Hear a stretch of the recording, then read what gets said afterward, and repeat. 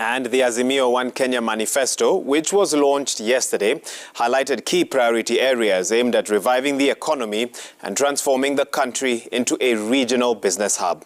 Experts say the pledges are realistic and achievable, but only if the Raila Karua government prioritize the agenda and start with low-hanging fruits that can be achieved.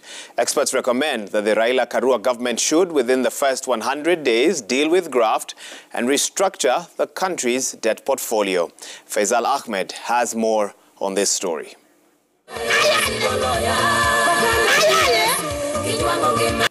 During the presentation of the Azimio One Kenya manifesto, the coalition promised Kenyans a whole host of goodies should they be elected in the forthcoming elections. Of interest to many Kenyans is how the coalition is going to spur economic growth and, more importantly, restructure the country's debt portfolio. But yes, they come in at a time when we are constrained. In a meeting that we held through a Uchumi coalition and the Azimio party we are waiting to hold with the Kenya Kwanza, we did bring them to the speed that they are going to be inheriting an empty coffer. And why is it empty? It's empty because the constraint is largely driven by three things I would say that they will have to deal with. But yes, first to your question, is it possible to do the things they promised? Yes, it is possible, but with a lot of changes in how the public finance governance system happens. I don't think the problem is necessarily technical, it's a governance problem. But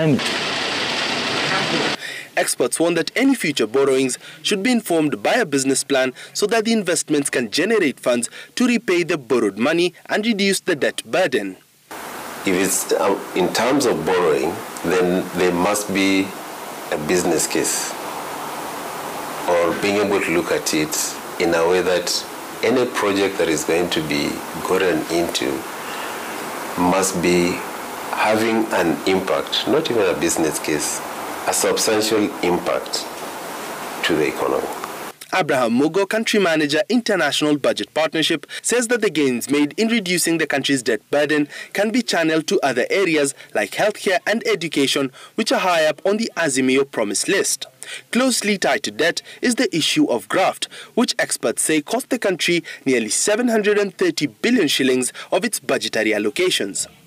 they have a lot of work to show actual action in making changes, particularly where there are leakages, because those leakages benefit certain individuals and persons. So if those individuals have to be dealt with, of course somebody will be losing.